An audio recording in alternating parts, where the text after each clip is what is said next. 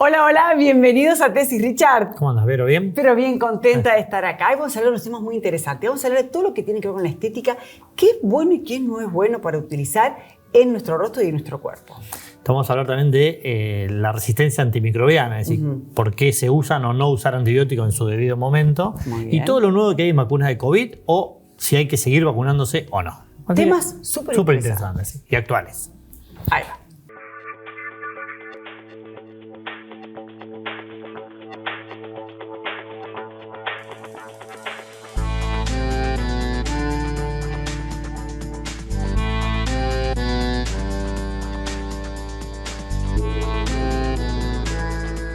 Bueno, estamos acá con la doctora Natalia Duech, ella es especialista en medicina estética. ¿Cómo estás, Nati? ¿Qué tal, Vero? Ricardo, gracias por la invitación. Y vamos a hablar de los diferentes usos del tipo de medicación que vamos a usar para lucir y estar mejor. Bien. Hoy está se está hablando mucho, hay un debate muy grande sobre la seguridad en los medicamentos en estética, ¿no? Por todo esto que estuvo pasando. Entonces, es importante resaltar que en los consultorios, en mis consultorios, tanto en Neuquén y en Buenos Aires, uso medicamentos que tienen trazabilidad, ¿sí? Que todos los laboratorios que están en Argentina, todos los productos tienen stickers que muestran la trazabilidad de un medicamento, es decir, todo el recorrido que tiene desde que sale de la fábrica hasta que es colocado en el paciente, ¿sí? Esto le da seguridad al paciente, de saber qué tiene puesto, cuando se lo pone, esto se lo lleva al paciente. Por lo general vienen con dos stickers, uno que es para que quede registrado en la historia clínica y otro es para que el paciente se lo pueda llevar. Por ejemplo, en el caso que cambie de profesional, sabe qué se puso, el profesional puede saber también qué le pusieron y cómo seguir el tratamiento. ¿Qué pasa después de esto? Que es importante, dos palabras muy importantes me parecen para decir, que el producto sea biocompatible y biodegradable, es decir, que se vaya del cuerpo, ¿sí? Todos los productos que están permitidos son los que son biodegradables, ¿sí? Y biocompatible es decir que el cuerpo los toma como propios. Y en cuanto a esto de la seguridad en medicamentos, no es solo de los medicamentos, sino también de la tecnología que usamos los médicos, que hay un montón de tecnología que también está avalada y registrada por entes reguladores, ¿sí? Que en este caso es ANMAT, que también nos da una estructura de seguridad tanto a los médicos como a los pacientes, ¿no? ¿Y esa trazabilidad que vos manifestás también va a ANMAT o es simplemente la trazabilidad interna del laboratorio con ustedes? También va a ANMAT. Por lo general todos los productos son importados, ¿sí? La trazabilidad va a ser todo el recorrido que existe desde la fábrica en algún lugar del mundo, porque por lo general no son argentinos, hasta que llega al cuerpo del paciente, ¿sí? Pero también tiene una regulación de Argentina, que en este caso es este ente que es ANMAT. Uno ve últimamente está como muy de moda un estereotipo estético y tal vez hay mucha gente que quiere acceder a esa tipología como étnica que no posee su propio rostro y se ponen mucho relleno o mucho producto que tal vez yo te quería preguntar, ¿cuál es el punto límite de eso que te puede hacer? Puede ser iatrogénico en la persona, el tener algo que realmente excede los cánones y los índices que una persona puede tolerar, ¿no? Sí, es real. Igual hoy en día se está tendiendo a la naturalidad, ¿no? O sea, a que no se note qué tenés hecho. Pero bueno, lógicamente hay deseos de pacientes que a veces son cumplidos por algunos profesionales que quizás no tendría que llegar a hacerse, ¿entendés? Pero bueno, eso está en manos de cada profesional, en el concepto estético de cada uno. No, pues yo me refiero a la cantidad, a lo mejor, si te hace mal. Si te hace... ¿Uno puede cuantificar cuánto se ha puesto una persona? Se puede cuantificar, más o menos se puede cuantificar. ¿Te puede hacer mal? La realidad es que si estamos hablando de medicamentos seguros, no tendría que hacer mal, salvo que nos pasemos de la línea de seguridad, que sería muy difícil. A ver, hablemos, me estás preguntando específicamente, yo entiendo, de rellenos, por ejemplo, ¿no? Sí, todo el combo, ¿no? Claro, si estamos hablando de un medicamento seguro, de marcas que se pueden usar, no tendría que haber un riesgo. Pero bueno, ya nos estamos pasando de la línea estética de algo que quede bien, porque lo que se nota y se ve mucho la diferencia no está bien hecha. Claro. ¿Entendés? Sí. ¿Y eso que, digamos, es la parte ética del profesional o ahí, digamos, se sobrepone lo que quiere el paciente o lo que exige el paciente en ese momento? Y es que la consulta no puede estar manejada por el paciente. En ese momento estamos cometiendo un error, claro, porque muchas veces el paciente tiene una idea de lo que quisiera llegar a lograr y piensa que con esta cantidad lo lograría y no es la realidad, porque uno con la experiencia se da cuenta que eso no se va a lograr de esa forma. Entonces, la consulta la tiene que manejar el médico con el criterio médico y utilizando los medicamentos adecuados. ¿Y te puede migrar algo de esto que vos te pones en una zona, migrar para otra zona involuntariamente? Mira, si no está bien colocado. Exacto. Todos los productos tienen una reología, o sea, una característica química que de eso depende un poco si migra o no migra, pero también de una técnica de colocación. Entonces, si ambas cosas se combinan, claro, la posibilidad de migración es mucho menor o casi inexistente, pero puede pasar. Puede pasar. Hay que tener cuidado. Entonces, ¿quién te coloca y qué producto? Claro, igual todos estos productos que te digo tienen las complicaciones tienen soluciones, porque las complicaciones en medicina existen, pues somos humanos, no es matemática. Entonces, si eso pasa, tiene una resolución. Okay. Siempre hablando de ese tipo de productos, ¿no? ¿Y estos medicamentos desde qué edad se pueden utilizar? ¿Desde qué edad? No hay una edad. No hay una edad. No. Yo te puedo hablar de mi acto médico. Yo trato de que chicas muy jovencitas no hacérselos, o salvo que sea un caso particular. Por ejemplo, me quiero aumentar un poco los labios. Hablamos mucho del tema, les explico de qué se trata y si veo que realmente lo quieren hacer, hacemos algo sutil, conservando la anatomía y no... No deformando. Exacto. La Gestalt. En psicología no funciona la Gestalt, es como que hay algo que no estaría funcionando. Así que bueno, muchas gracias. Bueno, gracias a ustedes. Bueno, vamos. Bueno, Richard, vamos a hablar ahora sobre el uso. Estamos con la doctora Gabriela Piovano, ella es infectóloga. Gracias por venir, Gaby, un gusto. ¿Y qué sería el uso racional de antibióticos?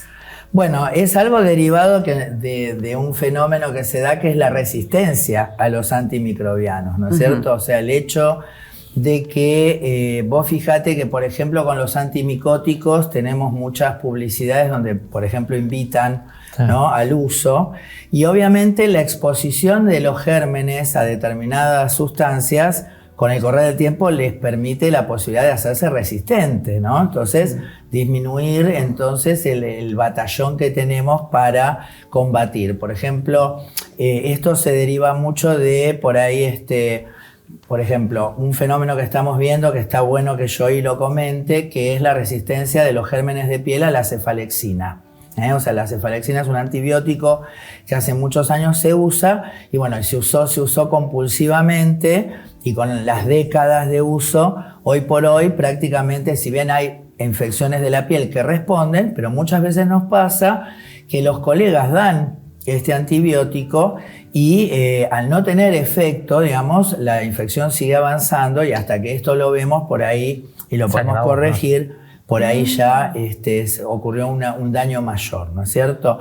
Y esto tiene que ver también con, los médicos, ¿no?, que por ahí hemos retirado la noción de que para indicar un antibiótico tenemos que contar, ¿no?, con indicios de que las infecciones son bacterianas, ¿no? Muchas veces los cuadros respiratorios invitan a usar antibióticos, entonces lo mismo, le estás ofertando.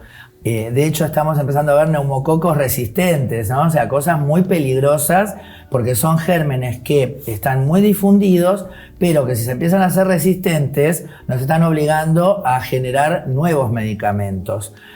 Después, otro fenómeno, cuando llegan los pacientes a terapia o a internarse, muchos de los médicos, buscan las fórmulas que les parecen que son más eficientes, más importantes, pero justamente se saltan pasos y entonces están, digamos, volvemos al punto, ofertándole a los gérmenes sustancias de las cuales después se hacen resistentes, y nosotros hoy ya directamente en las terapias estamos usando antibióticos que son muy costosos y estamos viendo muchas infecciones intrahospitalarias, ¿no? O sea, claro, desgraciadamente cuando hablamos, por ejemplo, de la pandemia, muchas de las personas que fallecieron terminaron falleciendo por infecciones intrahospitalarias. Es una cuestión también cultural, me parece, ¿no? Porque yo en la farmacia veo que van las mamás al pediatra y si no les da antibiótico cambian de pediatra. Claro, que es lo que te estaba diciendo, claro, ¿no? Sí, o sea, como hay una presión, claro, pero si no me dio un antibiótico no me dio nada. Claro. Si no me dio un antibiótico no me dio nada. Claro, y la nada. cuestión del médico, por ahí también, por ejemplo, no tomarnos la costumbre y no estar disponible también a hacer cultivos, ¿no? O sea, claro, por ejemplo, tomar muestras, las cuestiones de las infecciones urinarias, que es otro territorio donde también se están haciendo resistentes los antibióticos de primera línea. Y esta cuestión de que ahora, bueno, hay una ley, ¿no? Que para prescribir, tiene que uno para adquirir el antibiótico tiene que ir con una prescripción. Pero a veces esto se salta y las familias tienen en su botiquín antibióticos por las dudas, ¿no? Sí. Entonces ya cuando te vienen a consultar dicen, oh, yo empecé a tomar para ver qué hacía. Claro. Y entonces también la industria farmacéutica, por supuesto, está junto con las asociaciones científicas, ¿no? Buscando modificar esto, por ejemplo, que las dosis que figuran en los envases sean las que después vos vas a indicar, para que no tengan que comprar por ahí 2 cajas de la cual te sobra. Para que sean tratamientos justos para lo que está prescrito, claro, y no que sobre. Entonces, bueno, empieza a pasar esto. Vecino, digamos, claro, todo. Exactamente. Yo recuerdo cuando era chica que si a uno le dolía la garganta, te hacían un hisopado, se tomaban su tiempo y a veces era con antibióticos y a veces no. Y ahora realmente no pasa eso. No Hay varios motivos, ¿no? Por un lado, porque imagínate que ahora con todo esto de la pandemia desatada, que todavía sigue, lo mismo que nos pasa con hisopar, ¿no? El hisopado nasofacial para la cuestión del COVID, bueno, el costo de las prestaciones se va haciendo muy elevado, entonces por ahí... Es más fácil dar un antibiótico, es tremendo. Claro. Es tremendo. Sí, o por poco tiempo de consultorio también. Eso ni que hablar. Y después que desgraciadamente a veces sometes a la persona a que tenga que ir a un sistema que no lo toma. O sea, a veces en algunos lugares vos indicás, por ejemplo, que se haga un urocultivo y va al laboratorio y el laboratorio desecha, por ejemplo, el urocultivo, ¿no? Entonces ya te deja vos que querés ejercer una buena medicina, te dejan un poco afuera. O sea que es algo que nos interesa porque está ocasionando muchos problemas, porque está también lo que decíamos de las infecciones intrahospitalarias, que es como uno de los, vuelvo a insistir, de las dianas que hay que ir motorizando en estos tiempos. Es un esfuerzo que tiene que reunir a todo el personal de salud y obviamente también lo que tiene que ver con la comunidad, con la sociedad en general, ¿no? Para entender de qué se trata esto, porque es un costo económico y bueno, ni que hablar lo que tiene que ver con la salud, ¿no? Perfecto. Qué bárbaro, ¿eh? Es increíble. Sí, y hoy el farmacéutico tiene que registrar esa receta, sí o sí, ahí me voy a poner claro, ahora farmacéutico. Sí, fantástico. Pero sí. El ministerio dice que no puede haber duplicado, entonces si usted tiene una receta para que hay que presentarla en una obra social, o yo me quedo con la receta o no cobro la obra social. Entonces, ¿No puedes hacer fotocopia? No. No lo acepta. Entonces estamos en esa disyuntiva que no ayuda a todo esto también. Entonces es como claro, que... Ese es el tema. ¿La receta hay que hacerla por 2 ahora? Es decir, no es obligatorio, pero si no hay 2 recetas no hay descuento. Bueno, entonces, digamos, en eso la solidaridad del médico y un poco cubrir lo que el trabajo nuestro me parece que es importante, pero bueno, no estamos recibiendo apoyo de las autoridades para que funcionemos así, digamos. Ahí está el tema de la necesidad de un diálogo, ¿no es cierto? Sobre todo donde está en la Comisión de Salud, donde deberíamos poder volcar todas estas inquietudes, porque la repercusión es muy grande desde lo que estábamos diciendo. Sí, de lo económico, de lo sanitario. De lo sanitario. ¿Y hay riesgo que nos quedemos sin antibióticos para las afecciones? Como se dice, nosotros, 20-50, que por ahí se dan fechas de que si no se toman medidas podemos quedarnos sin tratamientos. Bueno, yo creo que esto, digamos, vos decís por el aumento de las resistencias. De las resistencias y como no hay muchos... Obviamente, lo que pasa es que también por la resistencia vos dejás de usar determinados antibióticos y después se reciclan. Porque los gérmenes ya se olvidan de esa resistencia, ¿no? Como nos pasó con el colistin, que es una droga también que hacía mucho no se usaba, ahora está sumamente en boga. En cualquier momento volvemos con el cloranfenicol. Pues. Bueno, muchísimas gracias, muy claro.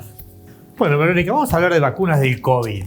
¿Sí? Después de la pandemia, hemos invitado al doctor Ramiro Heredia, que es médico clínico. ¿Cómo estás? Bien, gracias por la invitación. Bueno, ¿cómo estamos? ¿Cómo seguimos con el tema de las vacunas? Bueno, el tema hay que seguir, es lo importante. Ahí va. Sí, Nos resistimos, pero hay que seguir, ¿sí? Bueno, por suerte tenemos gran parte de la población vacunada, que gran parte de la población, más del 80% recibió 2 dosis, que es el esquema inicial. Pero desde que apareció la variante Omicron en noviembre del 2021, que ya parece lejísimo, pero no fue hace tanto, sabemos que la protección es por lo menos con el esquema inicial y una dosis de vacuna de refuerzo, ¿sí? El Ministerio va actualizando sus recomendaciones y sabemos que tenemos que reforzarnos de acuerdo al grupo que estamos de riesgo. O sea, la población se le divide en 3 grupos: alto riesgo, riesgo intermedio y riesgo bajo. Alto riesgo es las personas de 50 más años, las personas que tienen, las mujeres embarazadas también, y las personas que tienen una condición que genera inmunocompromiso.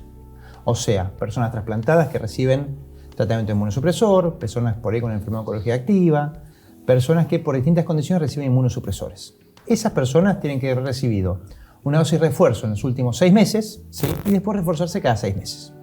¿Sí? Ahora vamos a ver con qué.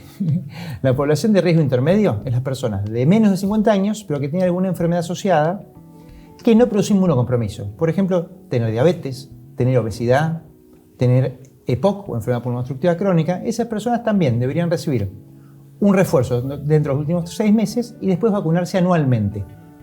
¿Sí? Por ahora la recomendación es esa.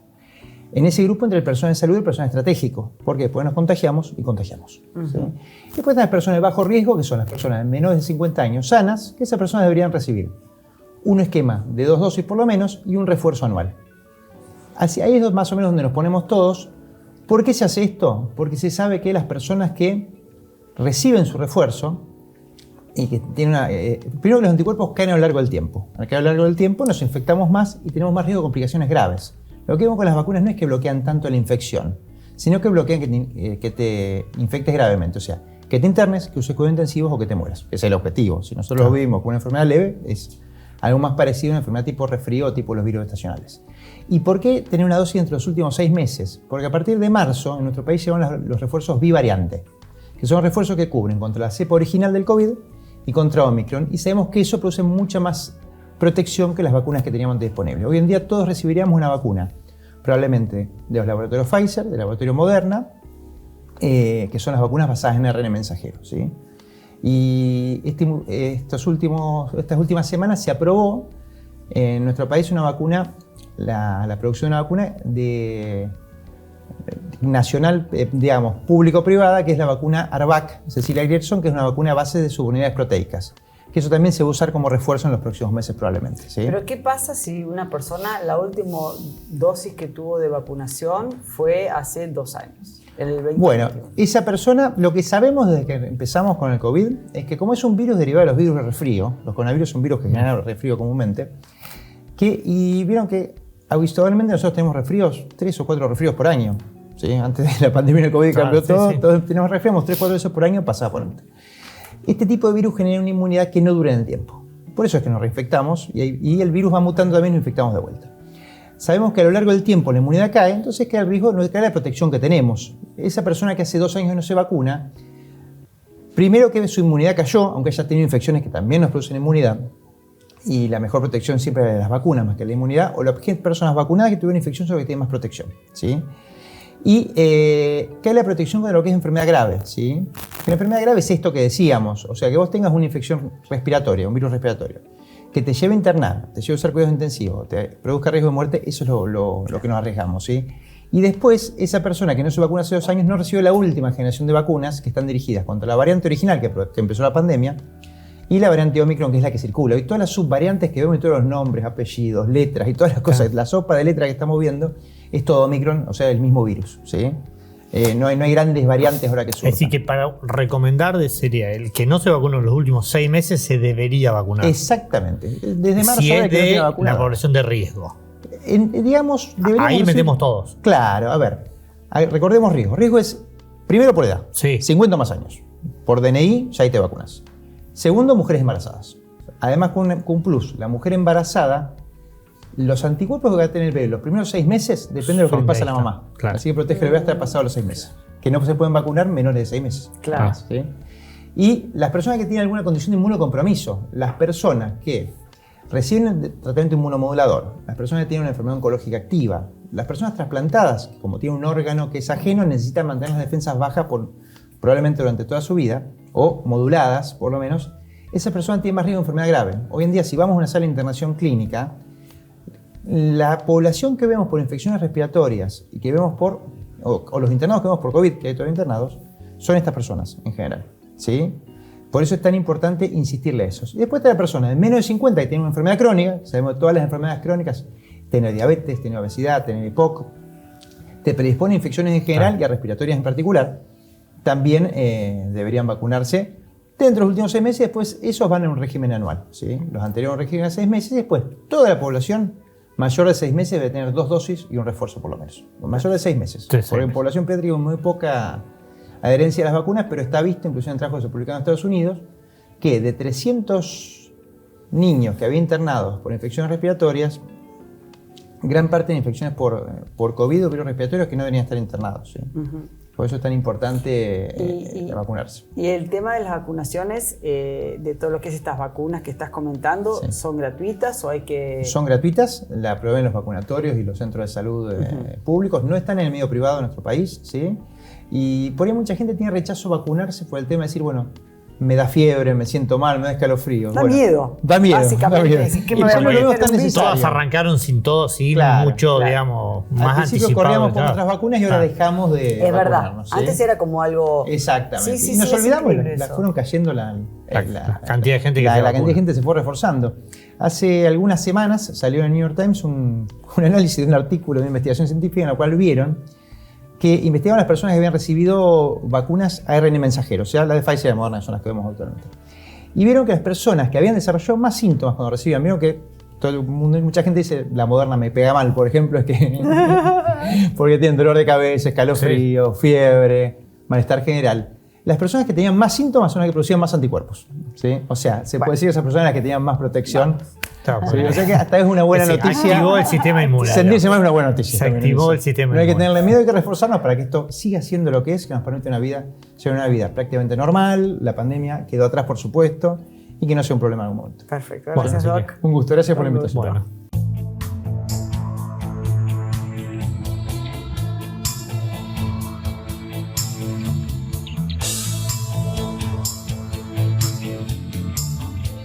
Simmons, descansá en primera clase.